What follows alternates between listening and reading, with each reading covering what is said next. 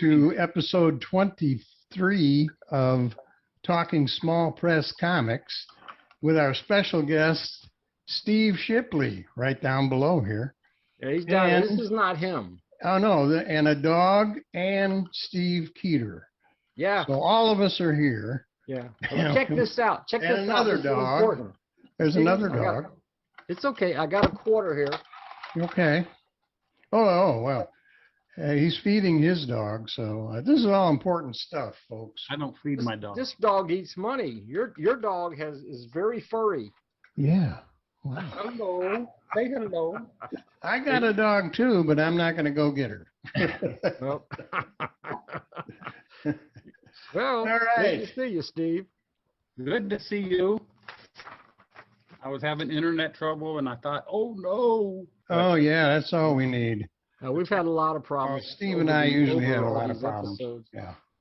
Well, we get through it. We have climbed to the top of the mountaintop. We have solved all the problems in the world. I mean, yeah. I was going to darn sure. So go ahead, Steve. You got some questions, I know, and then I'll fill in with some questions, and we'll get going. I got all kinds of stuff. I've got 50 years worth of comics and zines that Steve has done and everything.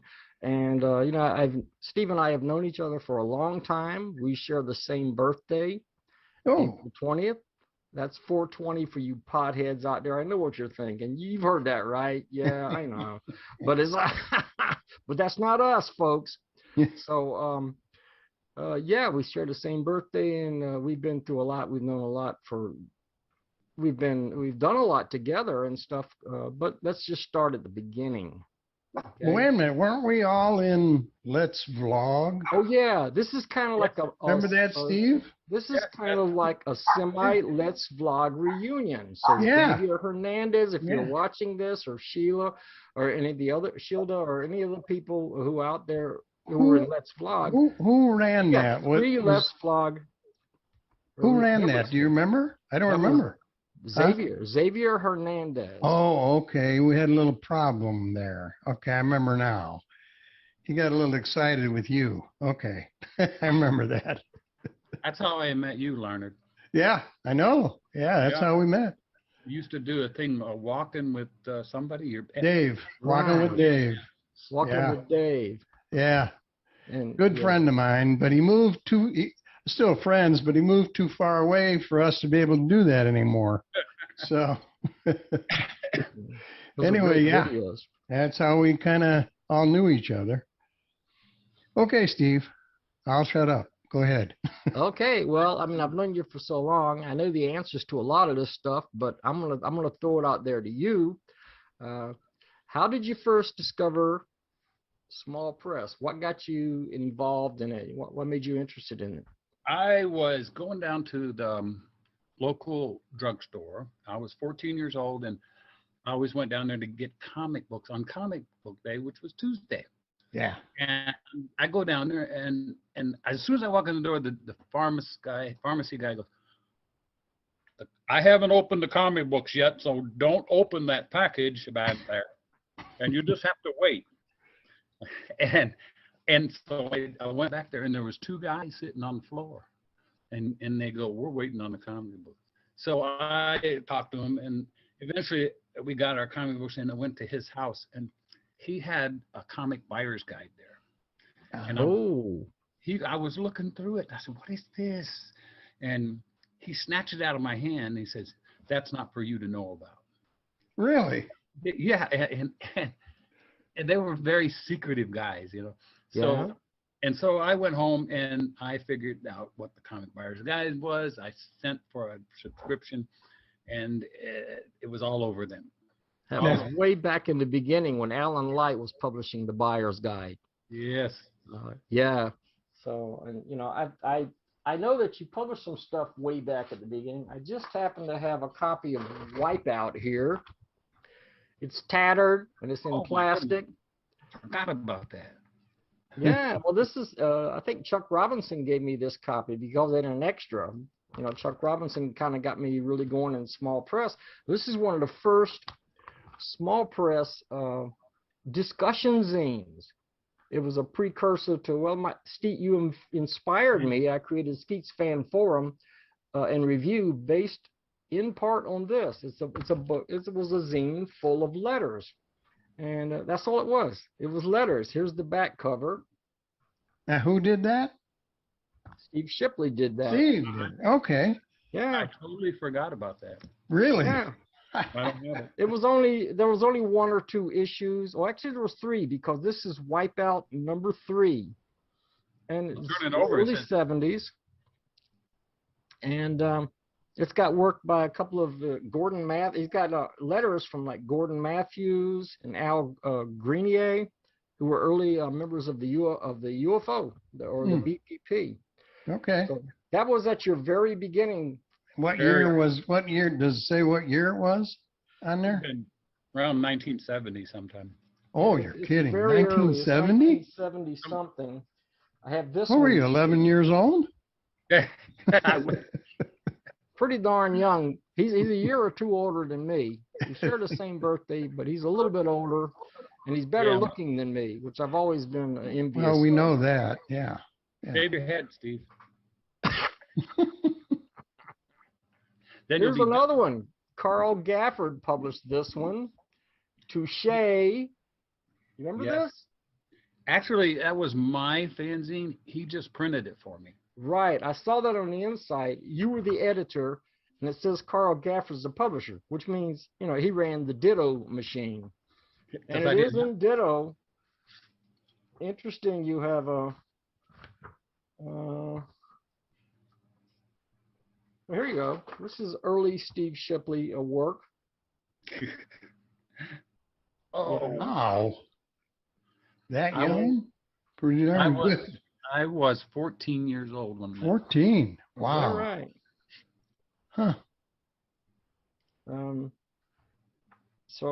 Yeah. When I was 14, I might have drawn some comics, but I would have never even thought there was a possibility of publishing anything. I never knew anything about that. The artwork stands the test of time. I mean, it doesn't compare to what you're doing today. But it it looked does darn tell the good story. for Yeah, 14. It looks good, even now. Yeah. And faded purple Ditto. I still have I'm fortunate to have a copy of this one. This was a BPP. This is a BPP fanzine. Yeah. The UFO was originally called the BPP, Blue Plaque Publications, and there's the original symbol. So you were involved way back then. You did work for Chuck Robinson, and you were doing your own stuff, and you did work for Carl. Well, as I say, Carl Gafford published that. Yeah. What do you think? I was just going to say, who were your influences when you started? Was there somebody you patterned yourself after, or you liked, or? I mean, for my drawing and yeah, for your cartooning. Oh, of course, I was reading nothing but Marvel, but okay. That was the time when Tower Comics came out. So I thought this was the best thing ever because Wally Wood and Steve Ditko were doing it. So I would say, Wally Wood and Steve Ditko were my greatest influences. Okay. I didn't even really care about the stories in the beginning. I'd write something just so I could draw it. So it'd just be black. When I was real young, I never read the comic books. I only looked at the pictures. That's all I cared about. I still do. I can see the Ditko influence in your early work. I can see that. You also did work for Comix, Chuck Robinson's zine. Yeah. This is Comix number 5. You didn't draw that. Did you do the cover there, Steve? That cover, I don't know who did that cover. Who did that cover? That was Randy Nelson, inked by Chuck Robinson. Oh. Chuck Robinson was a great influence on me, particularly. He pretty much got me going in small press comics. And Steve Shipley drew a story. Where's it at? But he was called Stephen Mark in those days. It's Stephen Mark Shipley. So for a while, he called himself Stephen Mark. Very formal. I see. And this was Dr. Zodiac story written by Chuck Robinson and illustrated by Steve, and Steve already had pretty dynamic style there. Look at that. Bam. Bam. Bam. Absolutely. Right in the beginning. Story's over. That's right. You were taking small press by storm. That's for sure. There's another page. I like this one too. This is a nice page. And all in ditto, you know, that runny purple ditto method. Yeah. Some people, like I think Carl Gafford also printed this. He did the printing for Chuck Robinson, because most of us who used a spirit duplicator back in the days had horrendous problems with it. Yeah. The printing, it came out terribly. You could see the other page on the back. They bled through, and it was a terrible printing method. So we eventually abandoned that. I bought my first spirit duplicator around 1970 and started 69, 70 and started printing dynamite. Oh. And it was horrible. It was horrible to use. Yeah. I happen to have every single issue of Dynamite that you published here. Oh, yeah. From the 1970s. Every single issue. This one. The cover was by a guy named Steve Keeter. He did the cover for this one. Yeah. Introduced a lot of your great characters, specifically the Oracle agents. Here's a good one. This one is issue number 7, and you did the cover. And you did the cover, and Shipley goes streaking. And there's he's off his nut.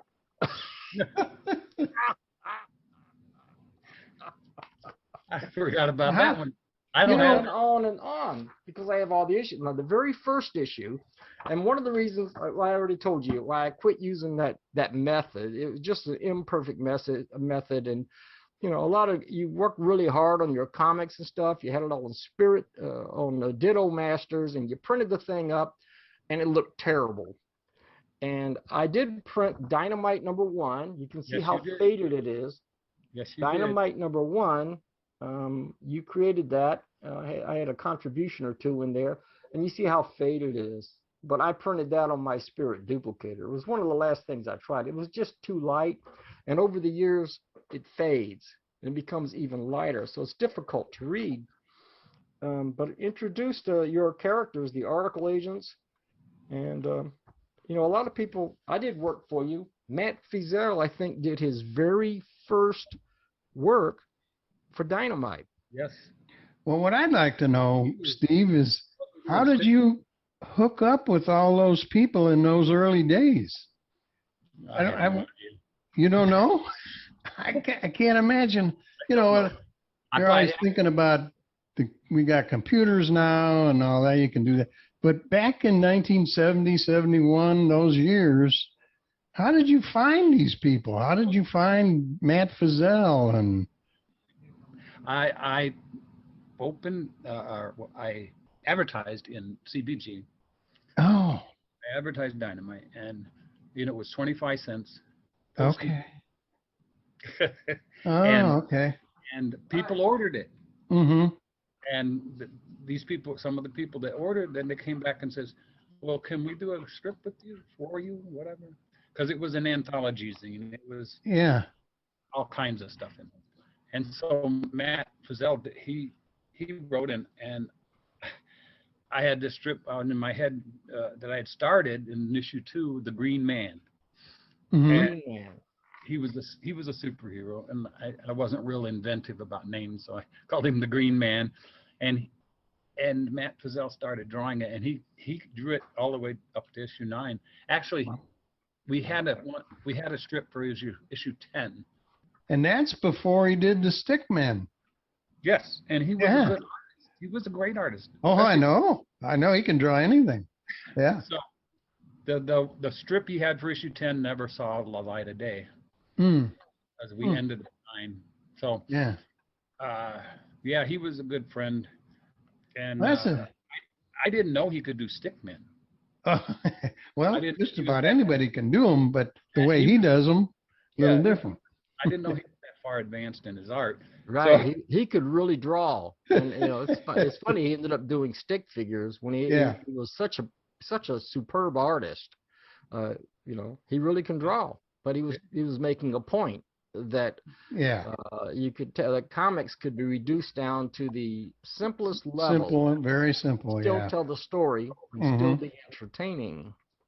Yep. I just saw something on Facebook where he talked about, how on Cynical Man, the mouth line goes over off the face. If you ever, he talks about that on Facebook, how he did that. I'm sorry, go ahead. We had a lot of people working on Dynamite, but before Dynamite, I wanted to go back to Chuck Robinson. Because before Dynamite, I was reading comic. Before that, he had a couple of zines called Sword and Sorcery. Oh, yeah. And then he had one with superheroes. I don't know what that was He had called. one called Museum. Yes, and Museum. And I had all those, and I was pestering him all the time. Can I draw something? Can I draw something? And he says, I know he was doing it. I know what he was doing. He says, hey, I know this guy that has your same name, Steve, and he's trying to start a zine. He says, you guys might get together. And he gave me Steve Peter's address, and we did get together, and we made a lot of stuff together. He was right. You were making. I think you said once there was no room in the hotel, so he sent you to the stable, which was me just getting started doing. I was just getting started. We were made for each other. Yeah, well, I mean, it worked out great. You helped me create Nightman. Yeah. So that's one of the characters that endures to this day, and I got to thank you for that and so much inspiration. You inspired me in a lot of ways. Even when I was doing a lot of artwork, which I'm not doing so much now, I'm writing and publishing. But I used to look at your style, and I stole a couple of things for sure. I want it back. You want it back. You were also friends with Joe Jenkins. Remember Joe Jenkins? Yes. There's something he did for comic, and I think maybe did he influence you in any way? He was around back then, but he's disappeared for 5 decades. I can tell you all about Joe Jenkins. Joe Jenkins lived in Toledo, where I lived, and he had diabetes, which is since childhood. Yeah. Mm-hmm. He had to watch his every intake and outtake, all that stuff. Yeah. So he and I pounded the cement, and we went to different bookstores, and together we went looking for old comics that were cheap. And he was friends with Dave Cockrum. Dave Cockrum. Oh yeah. I don't know how he became friends with Dave Cockrum, but when I met him, he was friends with Dave Cockrum. So I bugged him. Hey, Joe, I want to meet Dave Cockrum. He lives somewhere close by. And one day he came to visit, and I was there, and I met Dave Cockrum. But he wasn't a pro yet. Yeah. But he was drawing stuff for Joe Jenkins' first zine called The Mysterian. And but I hung out with Joe Jenkins, but he had this diabetes thing that was really held him back. And eventually he moved away, and I never heard from him for a long time. And I heard he died. I heard he died 2 years back. Oh, he was a super talent. He was really good, back in those days. I mean, wow, he had a unique, fluid style. There was nobody else that drew exactly like Joe Jenkins, and he was so good at it, And he draw real fast. I watched him. He had potential to become a professional, but the disease held him back a lot. Oh, I imagine. Yeah. Makes it tough. And his mom didn't like me. Huh? Because that I was a bad influence on him. His mom didn't like you? You may have been. That may be true. I'm sure I was.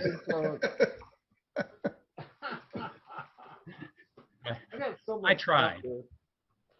I know that oh my God, I got so much stuff here. Here's another Dynamite cover just for the heck of it that you drew. Dynamite #2. Yep, yep. Now I think what I'm going to try to do is I'm going to. I know you don't have these anymore. I just happen to. I have some of them. You have some of them. Yeah, like that one. So let me know what you don't have, and I will scan these and send them to you, so you can have them too. And we have this on tape. Yeah. So you'll do it for me. I wouldn't part with these for anything. These were great comics. And it was just not just comics. It was us in the 70s. Yeah. That's the neat thing. Yeah. Our heart and soul was poured into this stuff. Absolutely. Yeah. And we thought that, one of us was Stan Lee one day and one was Kirby. And then the next day we would reverse roles. Because you would draw stuff that I wrote and I would draw stuff that you wrote. Right. But it was fun. And you pushed me, you influenced me, you pushed me to draw when, I need impetus. Somebody has to, because I write and I publish, but to draw, somebody has to push me and get me, and you did. You sent me a script and said, draw this. And, and it was the Oracle Agents. It was, I think, in Oracle Agents #2. Yep. And, at that time, I was coming along as an artist, but I eventually sort of abandoned that because guys like you were so much better than me, and I was better at writing. And but you have been always a great influence on me. Oh gosh, you see me blushing. Yeah, but it's true. Other things, well, I got a question here, and it's about Christianity. It says you've always been upfront about your faith in Christianity. Yes. In what way has this faith affected your comics work? Well, I took a hiatus when after Dynamite #9, and I just, because I had an encounter with the Lord. I had been raised Lutheran, so I always knew the story, but I didn't know the full story in my heart and mind. And there was a time, and then I accepted the Lord Jesus in my heart and believed on Him for my salvation, and my life changed completely. Right. And so I just abandoned everything that I was doing. Part of it was small press, and I went to follow the Lord. And for many years, my wife and I were involved in the church, and deeply involved. And so I just didn't have time for that stuff, and I didn't know how it would fit now in my new thinking. Right. I got rid of the stinking thinking and got God. Right. Some of your early stuff was a little bit risque. Yes. Yes, I know. But see, I was just a guy, and I was wandering aimlessly, and without having a purpose. And the Lord gave me purpose, and He showed me that there was a much better way in life and in the afterlife. So after many years, though, I believe it was 1984, I published a new fanzine, my first since '75. So that's about 9 years, and I came out with Fanescape #1. Oh. And do you have that one, Steve? Not available right here. It may be somewhere in my collection. I remember it though. I remember it well. I have all of those, but it was throughout it. I did put. It was pretty heavy-handed about my faith in Jesus, and had story. It was. I put the storylines in that vein, and then slowly its Fanescape kept going, and I realized it doesn't have to all, talk about Jesus. It can have many themes, but my themes have changed, and so there was no profanity, there was no bloodletting, excessive bloodletting, I'll say, and excessive. And then there was no demons or my themes had changed, and they were more in line with what I thought was godly. Right. or something that the, they said the saying, if Jesus came into your home today and looked through your stuff, would you be ashamed? And so I made my fanzine with that theme. Mm-hmm. If There you Jesus go. is going to read this, would I be ashamed of what's in it? And so that's how I began then back into, I don't know how many issues of Fanescape, probably eight issues of Fanescape I made, and several other type of zines, but they were, completely, they weren't on the Purple Ditto. Yeah. No. Yeah. It was Yeah, offset. printing methods improved. Yeah. It was offset. Yeah. Weren't the Peacemakers first introduced in Fantascape? Yes, in issue 1. And the husband-wife team of Angel and Stefan were patterned after myself and my wife. Oh, cool. Yeah. Here's an And- issue of the Peacemakers. Yeah, we did many issues of Peacemakers. I think I'm on issue 14. So they Wow. through the years. Yeah. And see, my wife is always the Hattie, your wife Hattie. yes, my wife. Hey, thank you. She's Right. very, She was in Let's Vlog for a little while too, right? yeah, Yeah. she's very smart, and Angel is very smart and very Is she paying you to say that, Steve, or are you? yes. Oh, She's paying. But she and then Stefan was the one that was hard-headed and bullheaded and look at that. Woo. That's some of the Nice artwork work. for the Peacemakers number 7. Wow. Really nice action That's some artwork. great work. Really nice. And the thing about the Peacemakers is they try to resolve things without violence. Mm-hmm. Way they're the Peacemakers. But here, Stephen, he gets a little carried away here, that's the anti-Stefan. Oh, is that what that is? Yeah, I He's haven't been read black. this story in so long. Yeah, so he can be violent because he's anti-Stefan. And the Oracle agents, your team, the Oracle agents actually appeared in this issue. There's the human eye, and this is the cat, which you created. But this takes place like a couple of hundred years in the future. So Yeah. it's an old version of this cat-like character with feline Yeah. abilities and stuff. He's in a nursing home. So yeah, in a nursing home. So a very interesting issue. I'm not sure exactly when this. 1994. It says right there on the cover. That was drawn by Scott McClung. Oh, Scott McClung drew this one. Yes. Oh man, it's really good. Scott McClung is a superb artist. I wrote, he drew. You wrote it, yeah. Wait a minute. Very Did I- nice. I think you wrote that, didn't you? You wrote You know, some the of it. thing about this story, let me tell you something. I started to read this story and I'm thinking, but I didn't look at the credits in the beginning. This is no kidding. This was earlier today. I was looking through here and I said, I must have written this. This looks like my writing style. And I'm going through it and I'm saying, this looks like, which is sort of Stanley influenced, I suppose, subconsciously or whatever. And so I had to go back and look at the beginning to see who wrote it. So I must have written this, right? Yes. Turns out Jim Pack wrote this story. Oh, really? But we have the same influences. Yes. So thus the similarity in writing styles. And Jim Pack. My writing, go ahead. Jim Pack was not only a great artist, he was a good friend, and I was sorry to see that he went a couple years ago. He went home. yeah. Hmm.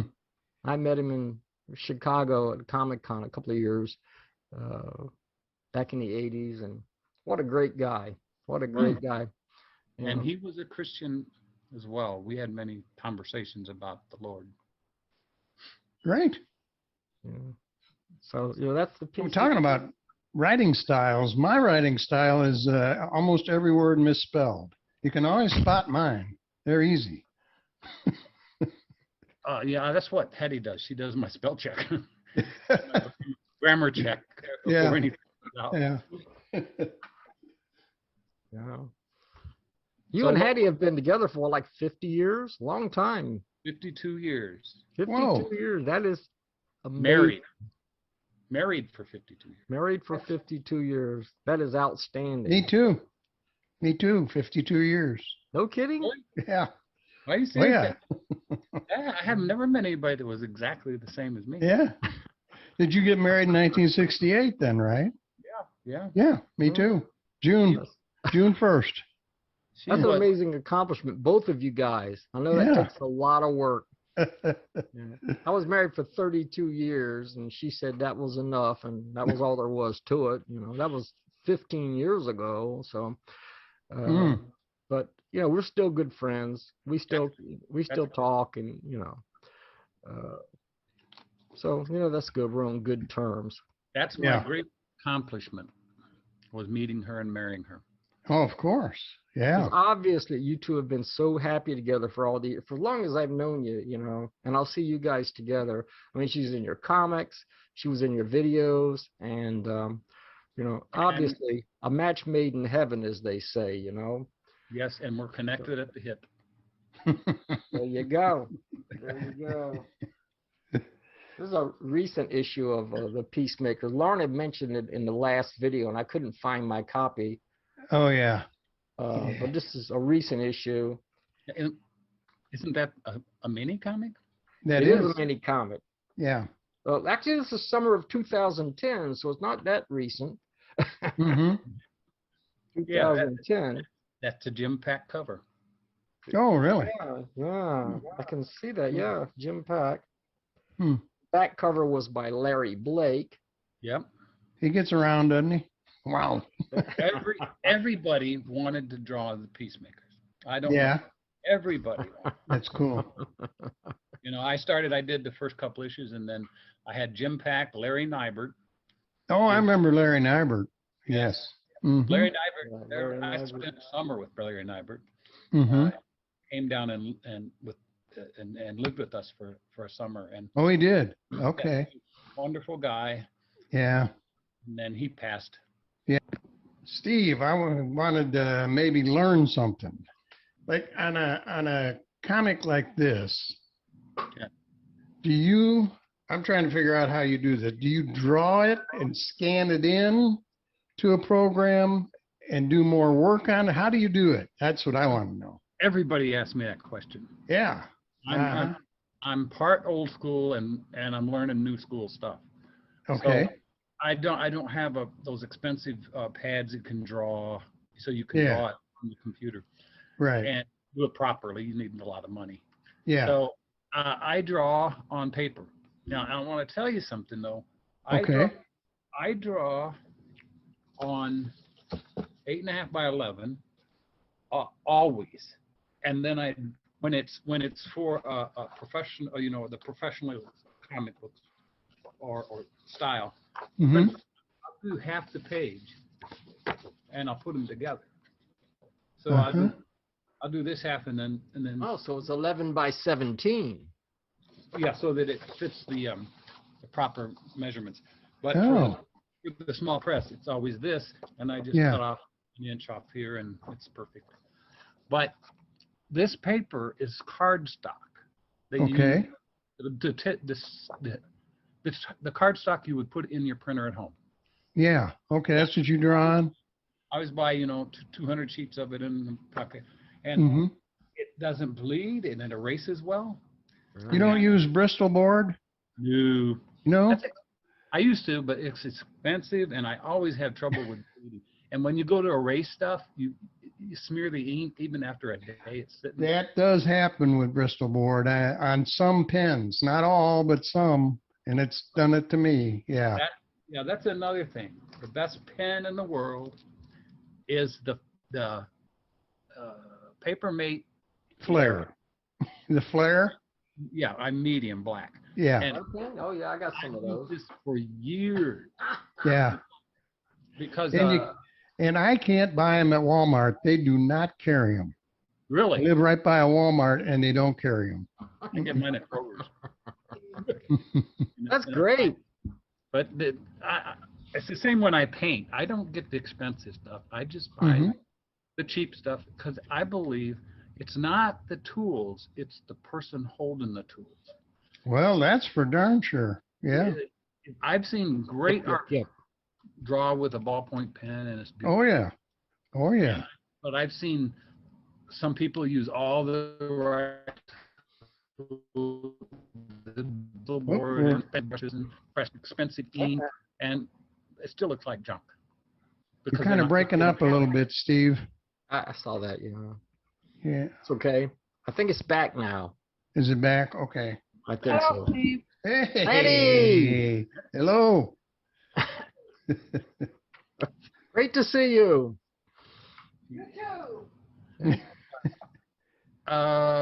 So back to the things, and then I scan it in. The reason I don't make a big thing is because it won't fit in my scanner. I know that's true. Yeah. So Yeah. I make half and half.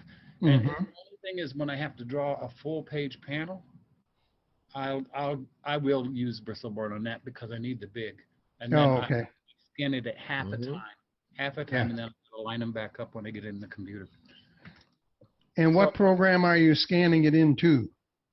I use a couple of programs. Okay. I'm like using this and that, but I use Paint for some things, Mm. not for color though. But Yeah. you know, when I need to fix something, erase something.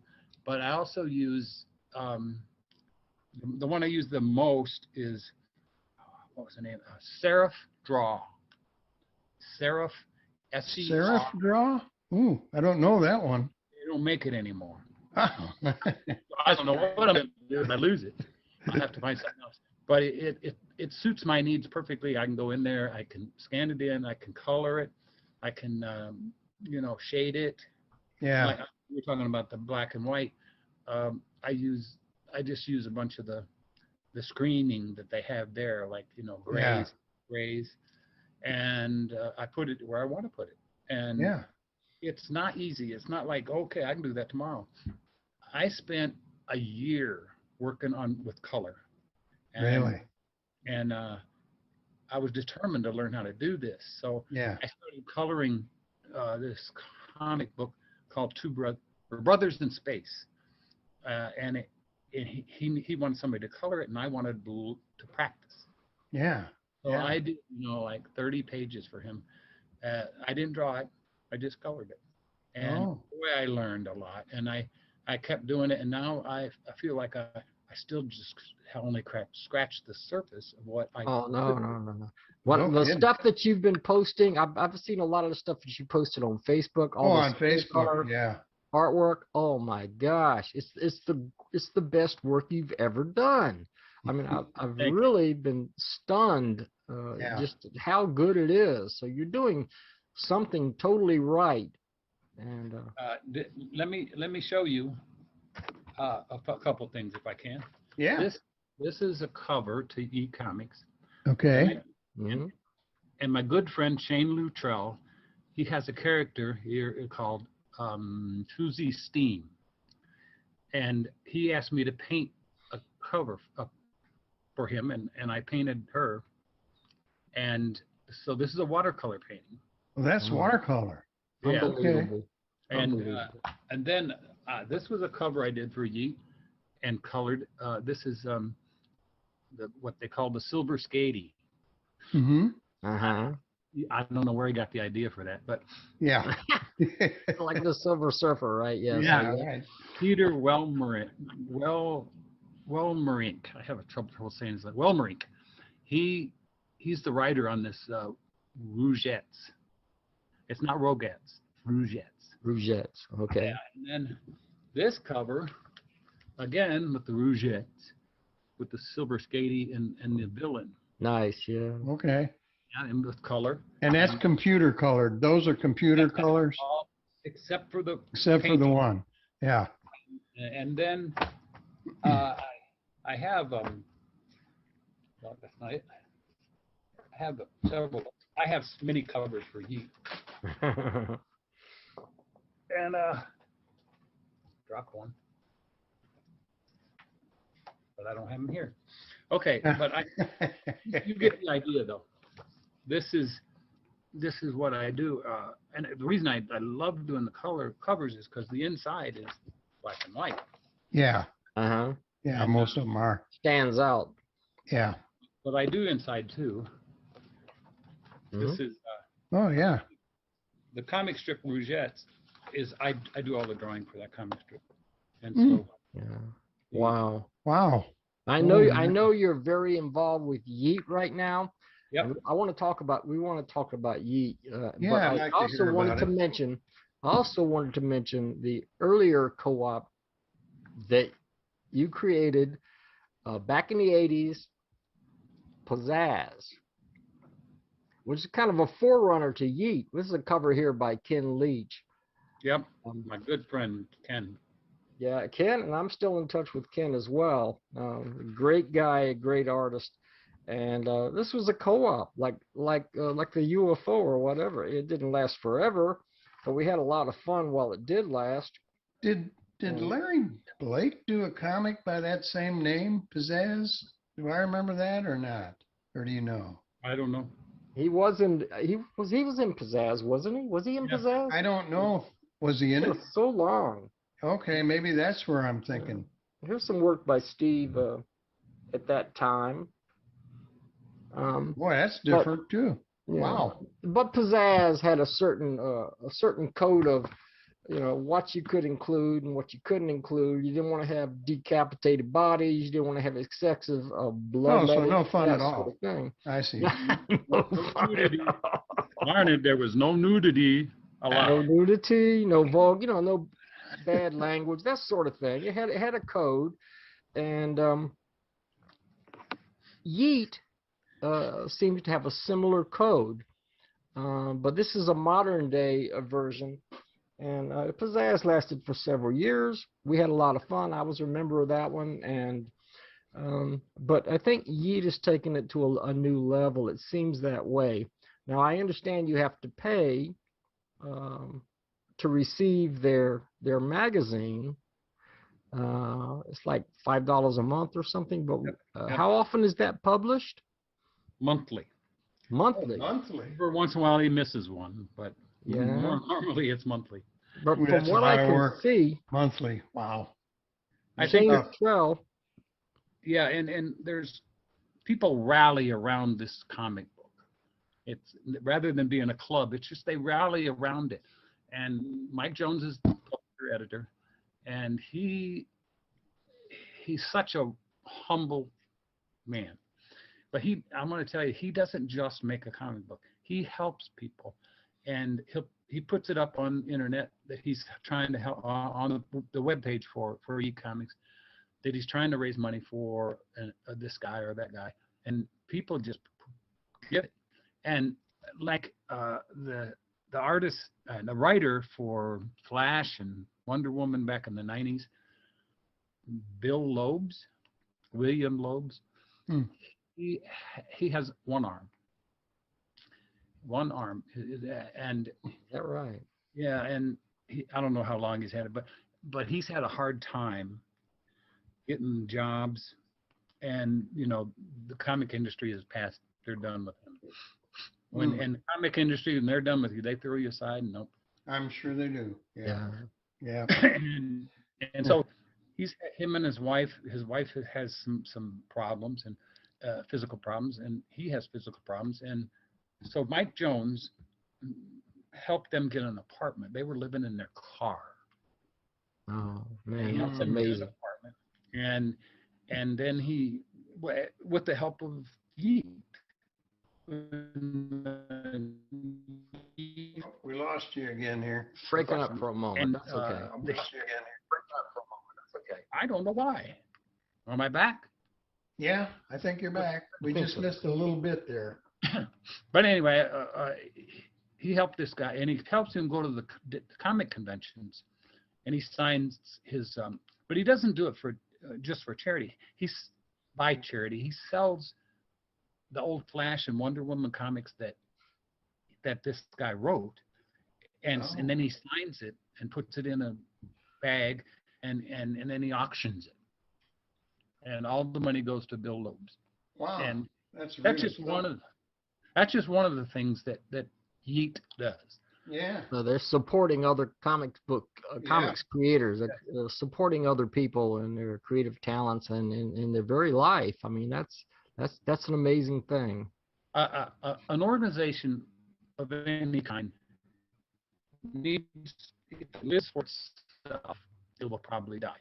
But you need to live for something bigger than yourself, and and that's what they live for something bigger.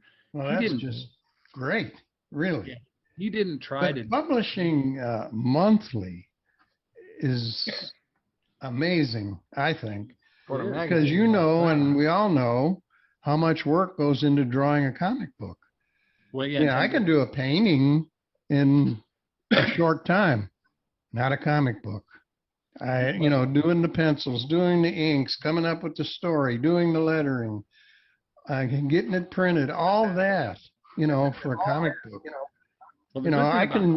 Here's a pencil drawing that I could do.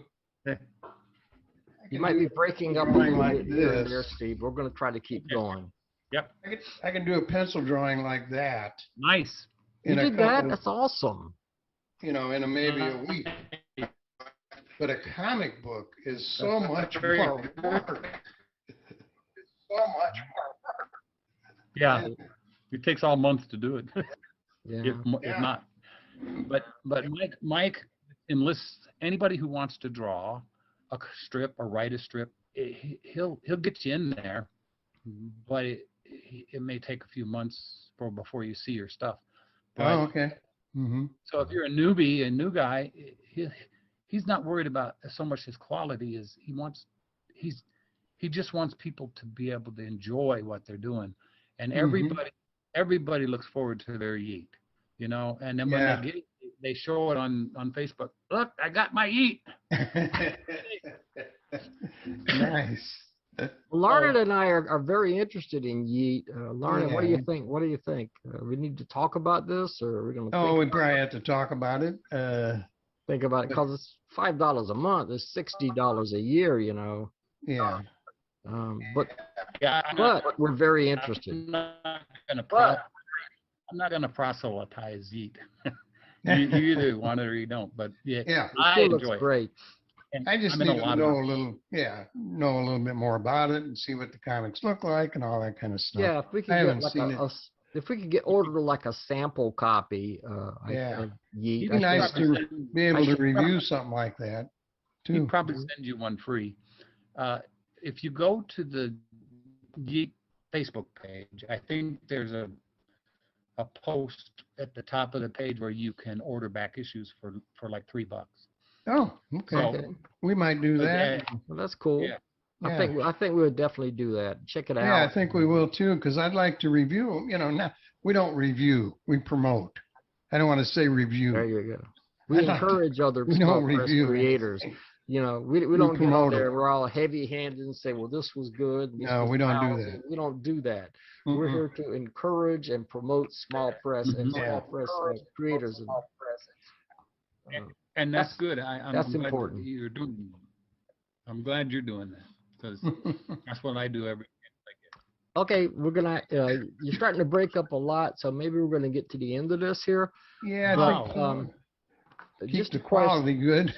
Yeah, I don't know what's going on with the breaking up. Yeah, it's starting to break up a lot, so maybe we can get through one more question. What do you think, Larned? Yeah, let's do one more, and then we'll kind of wrap it up. Okay. I wrote down here, what do you see as your legacy? But basically, what would you like to be remembered for, in small press or otherwise? My greatest legacy is the people that I led to Christ. There you go. Nice. Amen. Mm-hmm. Yeah. Small press. My greatest legacy is that I was one of the founding fathers. I was able to help bring Christianity into small press without the bad stigma that it had in the beginning. Okay, that's good. You were a Christian, what? And they made fun of me. I was kicked out of UFO in the 80s by Jeff Wood because of my beliefs. And he would print my pages, and he said, you're out. And those were different times. Yeah. Yes, it was. I can tell you something about Jeff Wood. He's come a long ways. He's a great guy. I've been back in contact with him, and he's changed a lot, and he's really a great guy. He's starting to do comics again. And some of the stuff that happened back in those days, we were young, we were brash, and we said and did things that maybe we shouldn't have done. Everybody does. Yeah, not me, but I mean, you guys did, but not me. Yeah, except for Larned. Yeah. Except for Larned. Yeah. But I did some stupid things too. Yes, still do. Not you, all of us. Not you specifically. Right. Can I show you something before we go on? Sure. Yeah. See this? Oh, yeah. Zorro. Yeah. Oh, how thick is that? Yeah, it's big. And wow. And back here on the cover it says illustrations by, and right here it says Steve Shipley. Golly. And so I marked the pages. The ones you did? Let's see. Yeah. I did many, but this is Oh, nice. Oh, yeah. Cool. Really nice. Two whips. When I was a kid, Zorro was one of my favorites. I loved Zorro when I was a kid. Oh, yeah. I am so honored to be in this book. Yeah. Look at that. Another one that I did. Nice, Steve. And so I illustrated 3 stories. And it's like Pulp Fiction. And, we kind of lost. I can't believe that I did them. Kind of lost. Yeah. It was kind of losing you there. What? It's breaking up a lot, unfortunately, but I don't know what's going on, but it was great to talk technology. With you, Steve. Yeah, let's do it again sometime. Absolutely. Yeah, I was gonna say if ever you got something you want to promote or anything, let us know. We'll just have you on. We'll do it. And I have stories. I have stories to tell you. Okay. Good ones. All right, we will wrap this one up, and we will see everybody next time. Don't forget to subscribe and hit that bell notification notice so that you know when we have another program coming up. And we will see you next time. Adios.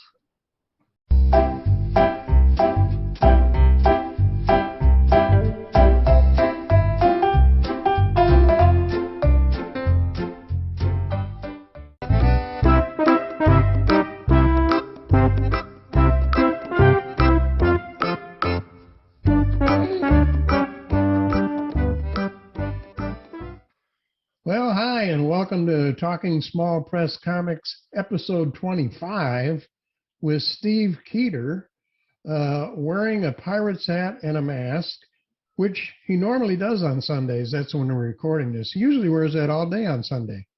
And me, Larned Justin. So we're both here and a pirate. Yeah, my daughter, Kathy, she went to Italy, and Oh, okay. she's not bound by any constraints. She can go anywhere in the world. Everybody wears those in Italy? I think so. That's true.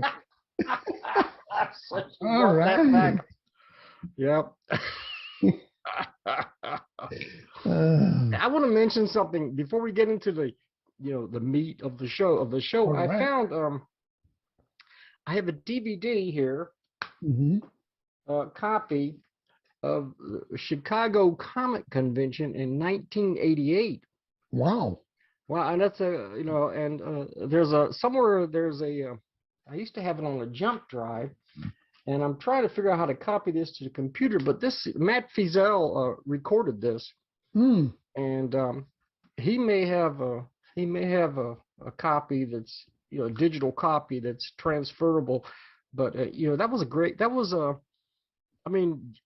Jim Main was there, Matt Feazell was there, Jeff Wood was there, a lot of people. There was a lot of small press people back, and it's in 1988, so it's really a historical, sort of a historical document. I was watching this one on my DVD player, Blu-ray player, and it's not as great quality as it once was. It's deteriorated a little bit, but it's still there. And if there's a way to transfer this, and post this. I'm going to try to figure it out. So that's something I'm thinking about, something I want to work on. So Okay. Yeah, sounds good. Sounds like fun. Yep. Okay, first today, we were going to take a look at Zombie Dave #2. Zombie Dave #2 by Matt Decker. And I really like this.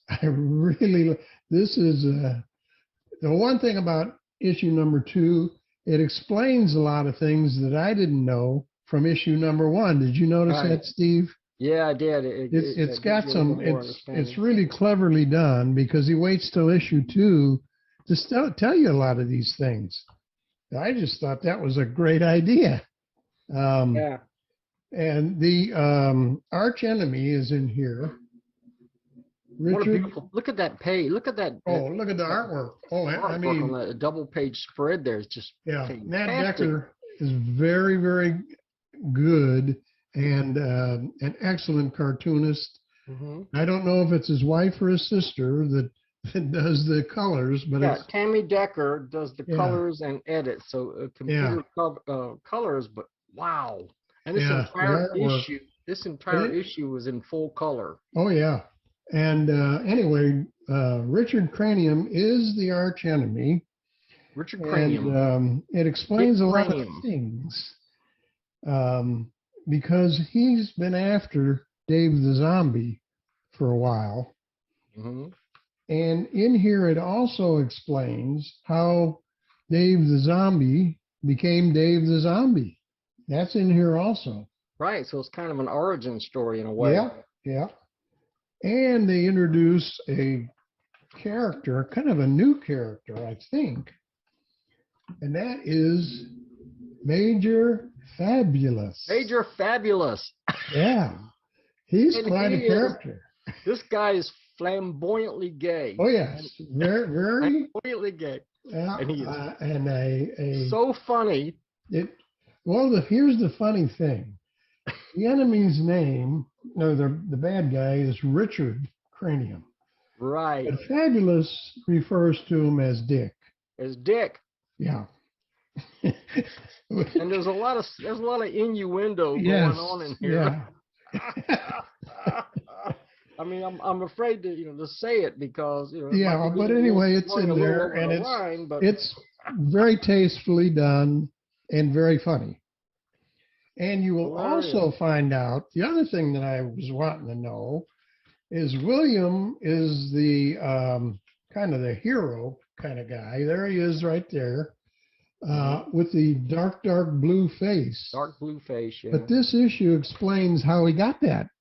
The first issue, I had no idea why his face was dark like that. Yeah. But this issue tells you. It tells you exactly how that happened. And in spite of all that, in spite of having a dark blue face, his wife still loves him. She's by his side the whole time. Yeah, I don't think the blue rubs off. Here she is getting undressed. Yeah. Yeah. I keep looking at that panel for some reason. But there they go, madly in love, and they're living in a bunker. Yes. Oh, yeah. That's underground. Underground. Way down. I'm going to show you a panel I really think is really neat, if I can find it. I got to find it. There it is. The underground bunker is in this long panel on the right side. You can see level 1, level 2, and level 3. Yeah. Right in that one. And if you notice in the ground, as you go down, there are skeletons of dinosaurs, it looks like to me. I didn't catch that. I didn't catch that. That's pretty deep. Yeah, that's pretty far down. Yeah. You go way down in there. That's where they're currently living. Our heroes are heading up towards the top. And the reason for that is there's an intruder alert, and all of their monitors have gone blank. So they can't tell who it is, what it is. And they have to make it to the surface, and that's when the battle starts. Richard Cranium shows up in a tank. Yeah. Yep. Well, I'll tell you, this is very clever and very well done. Hilarious, fantastic artwork. Yeah, beautiful artwork, very professional looking. Yeah, Matt Decker is a genius. That's all there is to it. He is. This is he great. Is very clever. And this is only the coming second up, issue. Coming up is this guy in the future issue. Right. We got Four O'Clock Sock Monkey. Yeah. And Winged Gorilla, Neptune Cornelius, the Psychic Banana, and Simeon Samurai. So we got these are the bad guys who pop up at the end, and it's to be continued. Yeah. But don't have no fear though, because we have through issue 5. This is issue 2. We also have through issue 5. And we've got a little bit too much on the show today to get everything in, so we're saving it for the next show. So be sure and keep an eye out for the next show, starting with issue 3 through 5 of Dave the Zombie. Or Zombie Dave, whichever way you want to say it. And Zombie Dave is quite a character. I mean, he's a zombie. He made friends with he likes video games. 5-year-old kid, and they play video games together. Yeah. They also have a card game they play, which is kind of dangerous.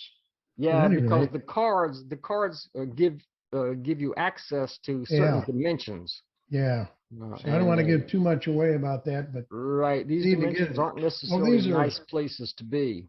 These are $5, and we will have the contact info in the description. Worth more than that, definitely. Yes, I think so. It's just so well done and funny. I really got a kick out of it. I really enjoyed it. So that was that. Yeah. You want to get into Floyd Lewis's stuff? Oh yeah, we could do that. That's different. Yeah. Well, he sent us a lot of stuff. Floyd Lewis has been sending us stuff. Yeah, it's all kind of loose. Stuff is falling out because there's so much stuff in here. Here's Lost in Space Magna, right here.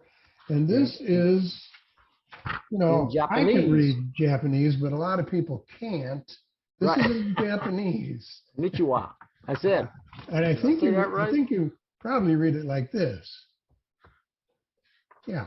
Or, but anyway, this is entirely in Japanese, and it's Lost in Space. Now, I don't know Floyd's history. Did he go to Japan? Floyd does not send us any extra info. Floyd, he just sends us his stuff. No explanation. What's the scoop? Well, I understand there's a huge manga influence here, and how did that happen, and where do you get this stuff? This is great stuff. Here is Spider-Man manga. Once again, this one though, I'm looking for this. This one is in English. Yep.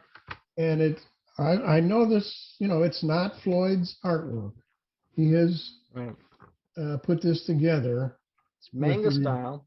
Listen to this. Manga artwork.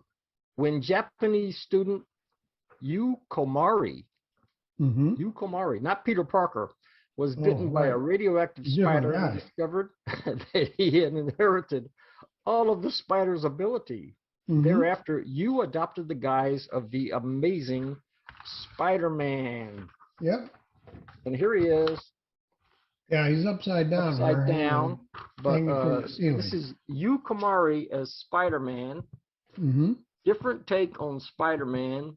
Probably violating a whole lot of copyrights. Yeah. But I guess it doesn't matter. Great stuff. He battles Electro. I think, there's no price on this, so I don't think anybody can get him. A manga, could be free. I mean, I don't know, just send a message to Floyd, but that's not, Floyd, but that's not all. No. He has another version. Where's it at? He's Which got another one? version of this. Well, we got the origin of Spider-Man right here. Right. Yeah. Looks like a transformer on the Yes, cover. there's a transformer on the cover. And this one is also in English, but it uses photographs.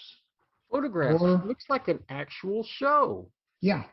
Yeah. Like he may have, I don't know, did a screen copy from a show or whatever. I don't know how he did that.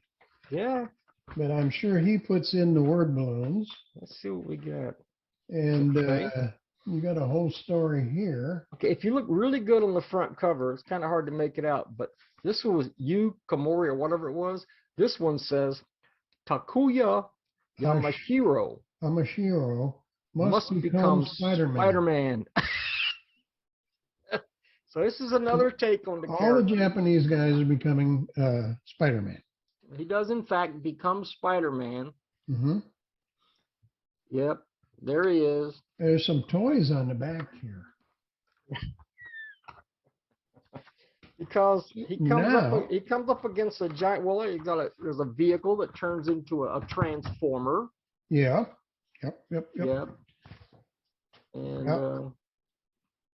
you know, it kind of There's is. a lot of the photos in here are of toys that somebody has set up and photographed. He's got a giant monster here who says, looks like a monster with a beetle wig on. I know how to defeat a spider. I would like There to we go. know if Floyd set up the toys and photographed them or what. This Somebody looks like did. it looks like it's from a Japanese TV show. It looks like the whole thing is from a Japanese TV show. And maybe Well, they have then- one more version of Spider-Man, one or more versions. Then we have the vehicle specifications Yeah. here. And this, of course, on the cover is in Japanese, except for the word specifications. Right. Specifications. Specifications Yeah. of various And this, flying has a- vehicles, look etc. at this, has a price on it. $2. Oh, a price. Yeah. $2. $2. Yeah. So I don't know if that's just happened to get printed on there or what. Yeah. But anyway, yeah, and you know what? Floyd has one of our episodes on his webpage. How about that? Oh, I didn't know that. Oh, yes, he has one. Have to He has a check that great out. webpage. Great. This one looks like Jerry Anderson, the Thunderbirds. I Oh, don't know how this okay. one got in there. Jim Main would notice that right away. Yeah. Now, if you can read this right here, you win the grand prize. Because even though it's possible that's in English, but it's impossible to read. So What is the grand prize? Larned? eyeglasses, Eyeglasses? yeah. Okay, I could use some new eyeglasses. Well, can you read it? No, Well, then you don't win. I guess not. Anyway, there's more spaceships in here and stuff like that. And there's a little mini. Did you get this That's- one? I think Floyd might have drawn this. Yeah, I think he did. In fact, Look at this. he signs a lot of. This is actual Floyd. These are So he all can signed draw. by Floyd, so it makes me think he did draw these. Yeah, that's Captain America over there. Look, here we got Mighty Thor. Yeah, which means Floyd can draw pretty Yeah, he good. signed it right there. That's Floyd Yeah, Lewis. they're all signed, Yeah, so so I'm he really guessing- can draw. and this is available at Comics and More in Savannah, Georgia. Yeah. Or you can get it from Floyd if you just send him something. I don't know. I'd send him. request. I'd say Send send him a Floyd like request. $5, and I bet Something. you he'll send you a lot of cool stuff. That's just Yeah. my I think he my would. assessment. And we will have his contact information in the description down below. But Yeah, we love his work. Floyd, you're great, man. yeah, just Made my different. day just reading this stuff. Just if you can read it, you're a better man than I am. But anyway, I like That's it. Floyd. Floyd is cool. Yep. Yep. Okay, let's go with Yeet. Ooh, Yeet. Oh, Yeet. Yeet number 50 from March. Yeah. Cost We of talked paper about Yeet in our last comics. story. And what I like, this is very cool. This is Meet the Sentinels. Let's do the other one. Let's do. Well, it's a two-sided comic. Yeah, it's a two-sided comic. I was gonna flip it over. Yeah. Yeah. It's a different. But anyway, this is Meet the Sentinels. Meet the Sentinels. And what it's talking about here is actually Chicago in the late 30s, around 1939. Yeah, so it has. And they're having, after Prohibition, they thought, well, crime's over. Not really. They're having a terrible crime wave in Chicago in 1939. Also, by the way, in 2022. But this doesn't have anything to do with that. That's just a fact. But this is written by Mike Jones. Mike Jones is the guy who runs Yeet. He's the Yeet. The Yeet. I wonder what Yeet stands for. I couldn't find anything on that. Is it just letters or just a name, or I don't know? I don't know. It does have a meaning. I think I saw somewhere. Does it? I couldn't find it. If it does, if it's an acronym or just the name of the comic. And Yeet, Yeet is a comic. Well, it's Yeet Presents. Yeet Presents is the comic. Sort of a group, but it's not really a group. It's just a comic, and he's got work by some of the best people in small press. Also, professional artists and writers are involved. Right. Tom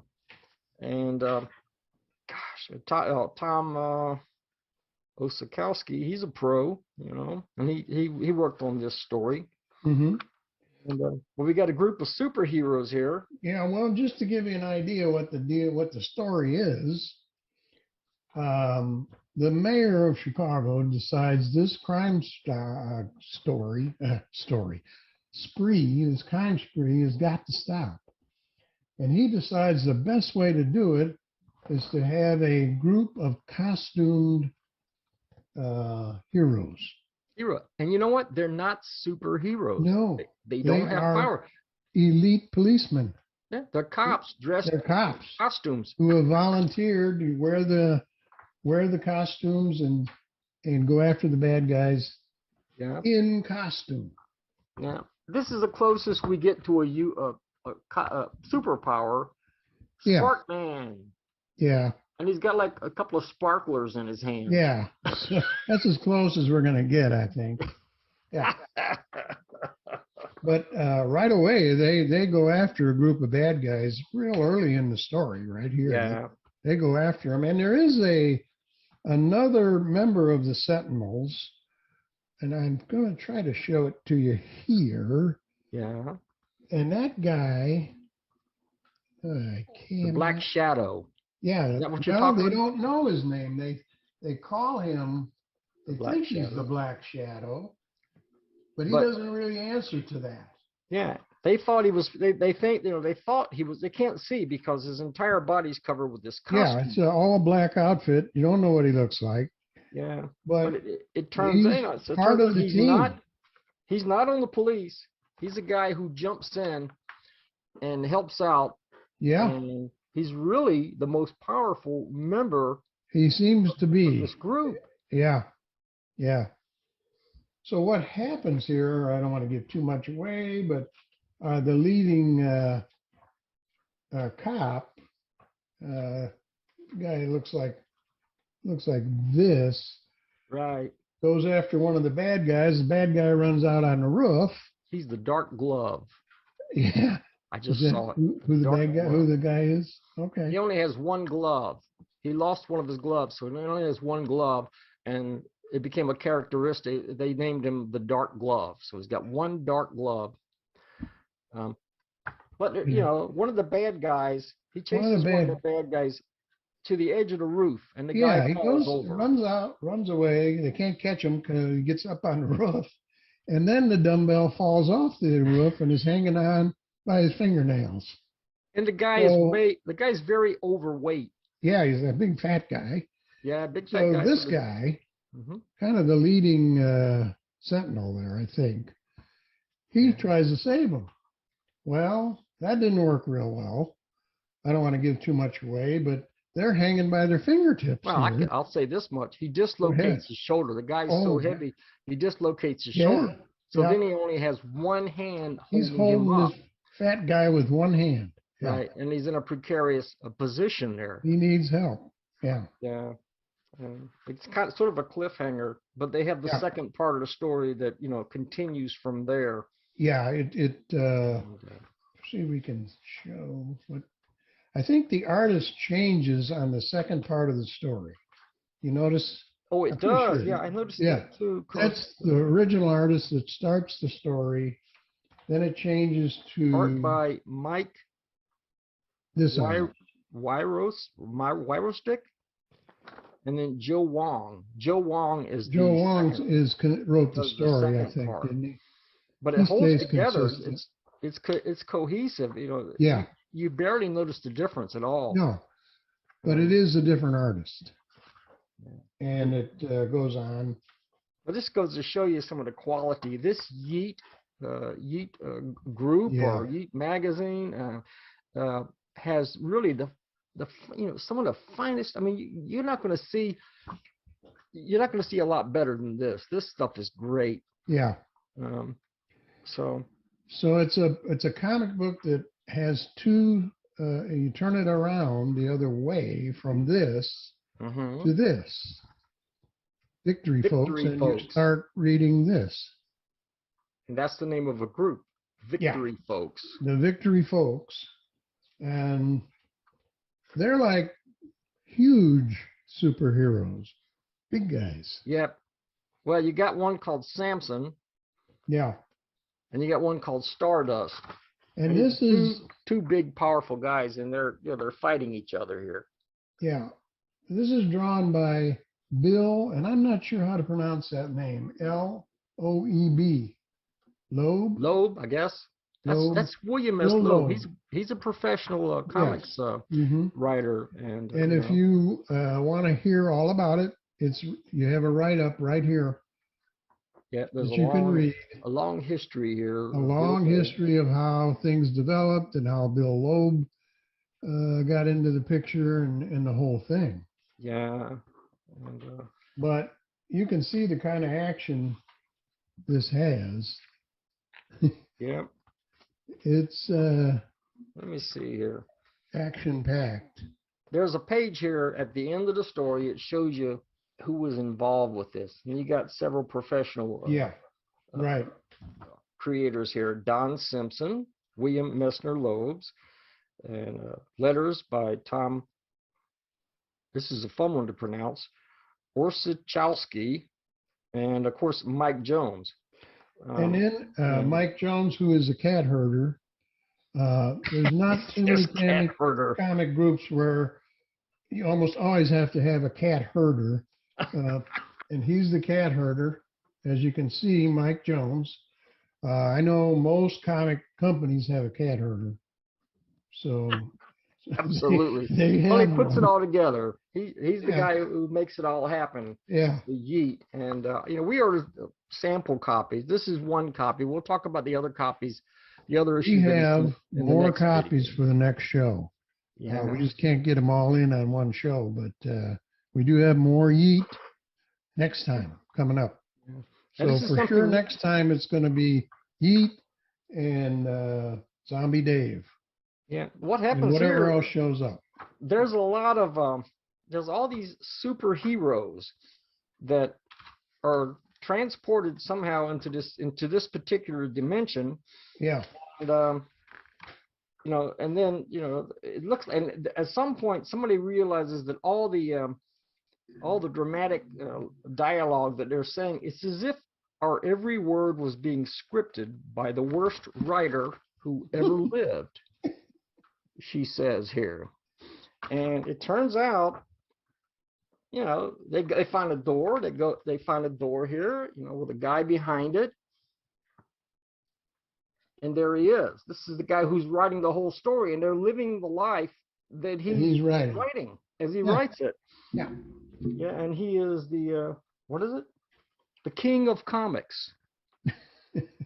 So they overthrow him, and they throw him out, and After that, they find, they find all these, they bust through the walls and they find all this electronic, all this equipment, scientific equipment and everything, and they were apparently being controlled the entire time. Well, they overcome that, and then all of a sudden, also interesting, you can see all the superheroes on one page. Yeah, they're all there. Yeah. I like this old guy. I was gonna just say the same thing. That's a great guy right there. Old Admiral Victorious. Yeah. That's probably what I would look like in 20 years as a superhero. In a superhero costume, you'd probably look like that. I almost look like that right now, but I wasn't going to say that. But I don't usually wear my superhero costume on camera, but if I did. Yeah. Well, you did kind of start out with a little costume. Yeah, I do have a green mask around here somewhere. Yeah. Yeah. That goes back to my old video. Oh, this is something I'm very curious. I keep looking at this. Who is this? I forget the name. But this is just a curious thing. We have kind of a young female hero here. And I'm just wondering, how does this breast piece stay on? It looks like something's missing there in the middle. Well, I'm not being chauvinistic here. I'm just curious. Now, it could be that is a skin-colored costume she's wearing. Yeah. But it may not be. It may be the real thing. Maybe she super glued those on. Pasties? Pasties, yeah. And we better turn the page. Yep. Here's a nice illo by Don Simpson of Miss America. Nice. Oh, yeah, that's very cool. Don Simpson did that. So you can see it. Yep, that's right here. Right page before that is... They got letters. They got letters, too. Page right before that is... I guess the girl before she became Miss America, she looked like that. And then when she became Miss America, she looked like that. Yeah, I think she's two different people. One has a skull face and the other one is kind of pretty. Oh, okay.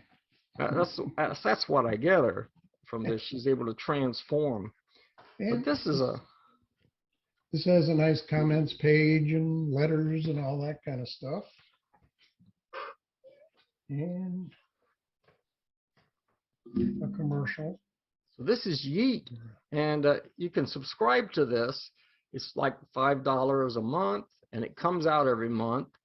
And we asked for a sample, and they were gracious enough to send us a little bit extra. Yeah. One issue each, but they sent us like 3 or 4 issues, and I got to tell you, it's worth every penny.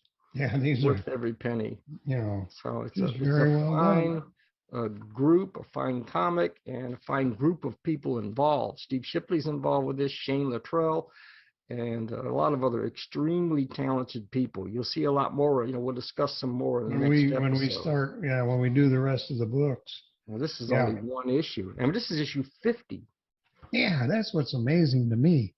Yeah, they have been doing this for a long time. Right, every month, and published monthly for 50 issues. In fact, we have issue 51 as well. So yeah, we do. Yeah, they're still doing it. So you might think, well, $5 a month, but it's worth every penny of it. If you subscribe to this, you're gonna see some of the finest comics in the small press or anywhere else. Yeah, exactly. So we highly recommend Yeet Presents. And highly recommend this. And then we have Jim Maine's Pizit.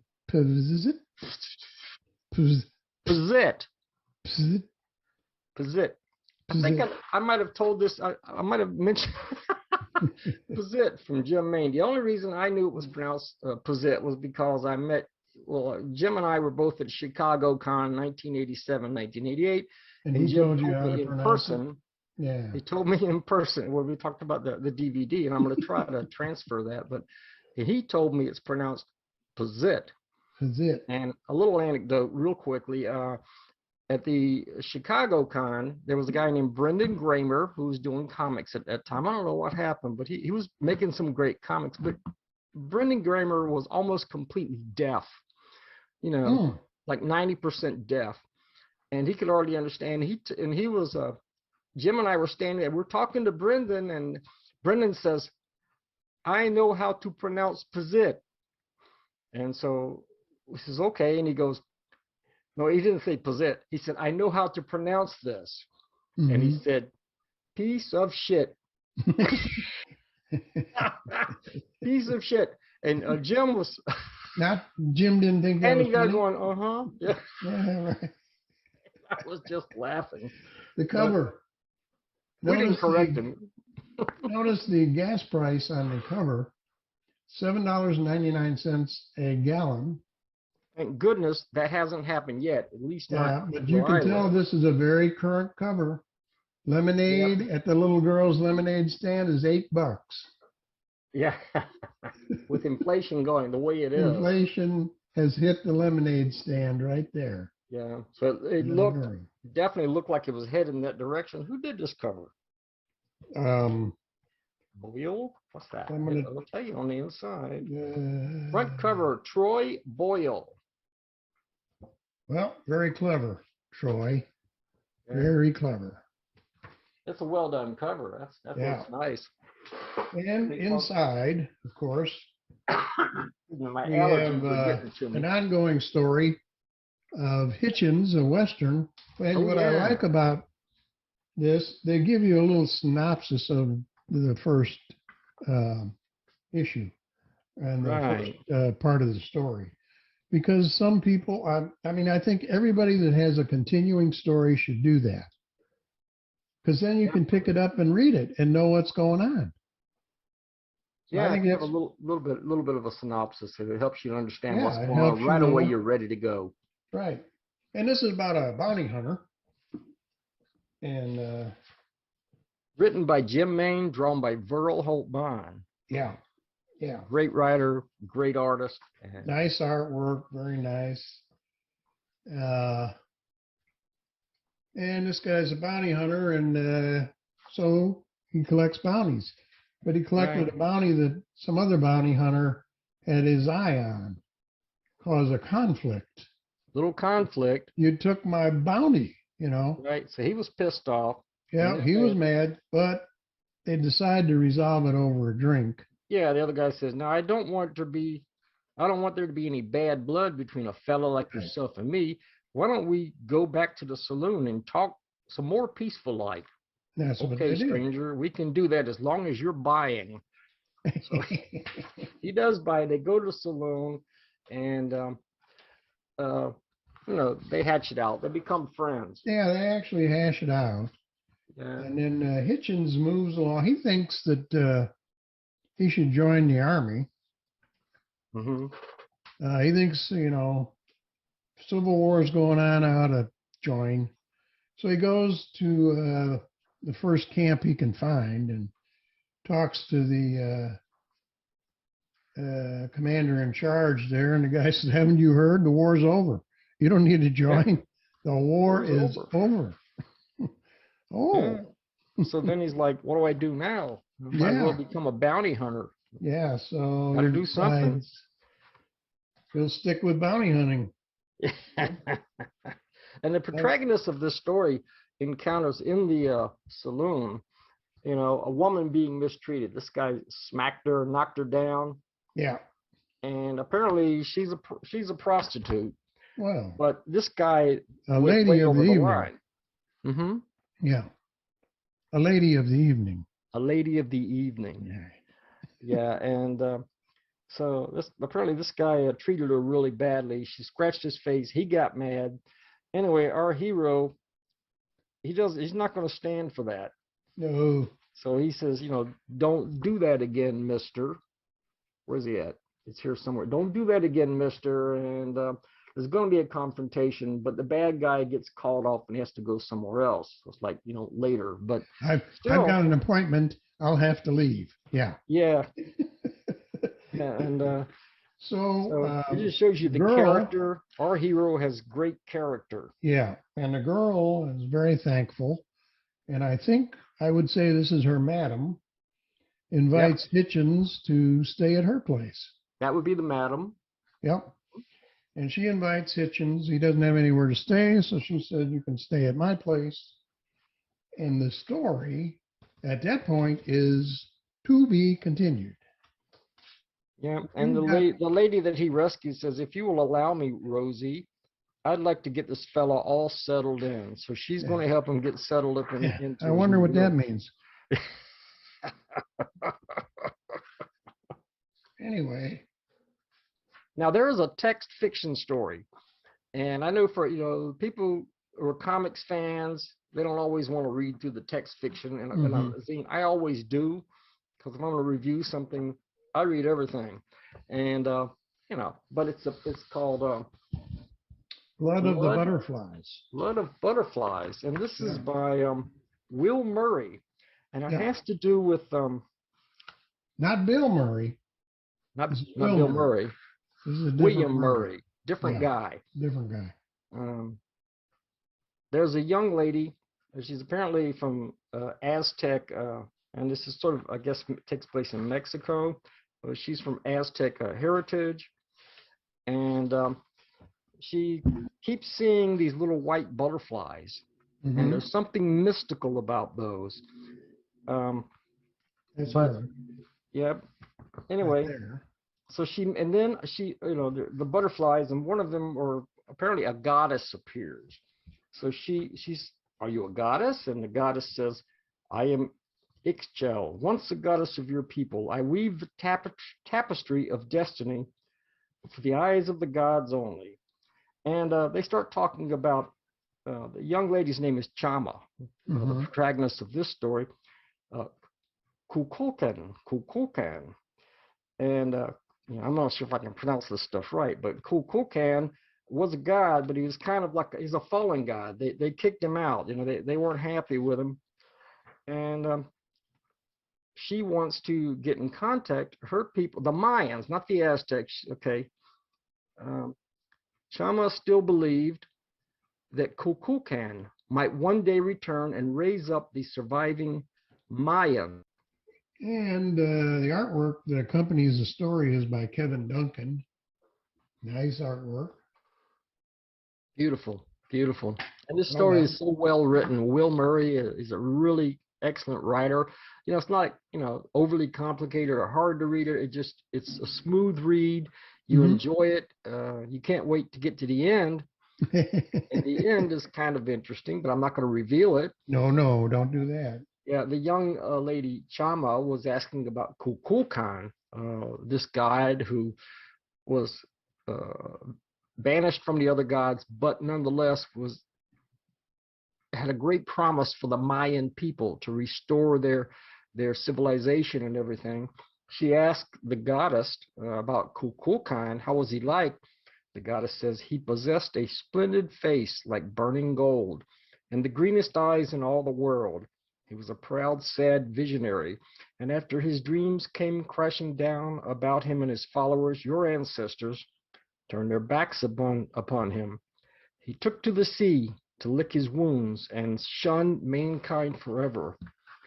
But how about that? Shama, right? Yeah. What can I say? I mean, he's been banished. He's been outcast. I mean, even his own people rejected him. But now Chama wants to see him come back. She believes in him because one person believes in him. There's a possibility, right? And so if you get to the end of the story, I'm not going to tell you what happened. I'm not going to tell you he came back or he didn't come back, but I think it's a beautiful ending, and you'll enjoy this story as you'll enjoy the entire issue. Yeah. This is in fact number 49. Another part of the issue that we have for 50. Yeah. Here's another part of the comic book remembrances by a number of different artists. And let me just turn the page here. Roland Austin, Doc Butcher, Scott McClung, Anthony Grigg, awesome artists. Look at that. Mark Haynes. And what these are, apparently, from what I can tell here, these are recreations of actual comic book pages. That's what I think. Yeah. Not drawn by the original artist. No, they're drawn by these guys, but it's from the original artwork. Their interpretation of the original. Their interpretations and some pretty cool stuff. I don't imagine with the quality of this, how could you tell it from the original? You know? Yeah, right. This looks like Gene Colan. Yeah, you wouldn't even know the difference. But it's not Gene Colan. Yeah. And oh, this looks like Russ Manning, Magnus Robot Fighter. There's a bunch of them down here on the right side in the bottom panel. Yeah. So, yep. Very cool stuff. These are pages, and I've done this before too, just recreated a page that was, it inspired me. That'd be fun. Yeah. I mean, I did, there was Avengers number, which was the one with Captain America, where Captain America came back? Avengers number 4? I think it was Avengers number 4. 3 or 4. I'm sorry. I forget right now. But not me. I don't know. But I redrew 3 pages from that issue, and I have it somewhere around here. I don't think it's ever appeared anywhere. But, you know, I wasn't as good as, you know, Kirby and, you know, but I did my best. And that was fun. It was fun. It was a tribute to, you know, the great talents who originally. The Blue Beetle. The Blue Beetle. I was thinking you could almost color that. I mean, it's almost, you could, if you wanted to, you could color that. And that's based on a Ditko drawing of Blue Beetle.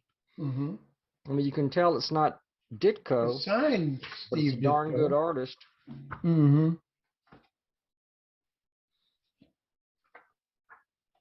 Trying to figure out who did it, because they don't always sign their pages.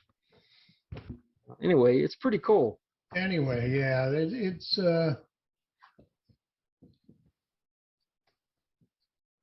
ooh, yeah, that's Russ Maharis. Yeah. We talked about Russ Maharis just recently. There's a drawing by Russ. Whoop, that's not it. Yeah. There's a drawing by Russ Maharis. Yeah. One of my favorite artists ever in small press, and just a great guy.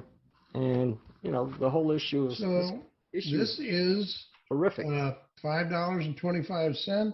It's the summer of 2022 issue. And let me see. Yeah, it's next issue is number 50. It's going to be special. Yep. This has 40 pages in it. There's 40 pages in here for $5.25. I don't think you can go wrong. Spend quite a bit of time looking through this. Yeah. Which is, all these are great. And like you say, the 50th issue coming up is going to be kind of exciting. Ooh, here's a cool inside front cover from Matt Groening. Hold it back. Oh, yeah. Oh, my. Yeah. I think I said before on here, I did meet Matt at the San Diego Con long time ago. Yeah. He definitely he's definitely distinctive in what he does. Yeah, he is. Very nice. Yeah. Well, I think we've gone through everything for this episode. But like I say, we're going to be getting into Yeet and Dave the Zombie pretty heavy next episode. So, yeah, and whatever else comes in. And keep sending us. I've got a couple of things that I think are on the way to Steve, so we'll include those if he gets them in time. So that's something to look forward to. And other than that, I don't know anything else we need to talk about except that make sure you subscribe. As always, it's a pleasure and an honor to receive your zines and for us to talk about your zine. As Larned said last time, we don't actually review. I mean, we sort of do, but what we really want to do is promote.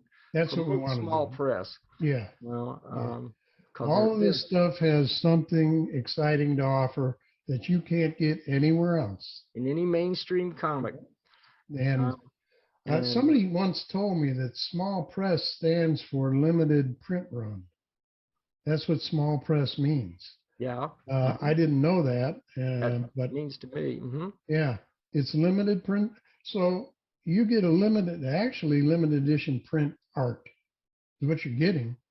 Yeah. What's interesting is because it's a limited print run, some of the small press comics that were published way back in the 1960s and 70s, if you go on eBay, you can find them, and the price is like $75 or $100 for a small press comic with a 50 print run from 1964, say. Yeah.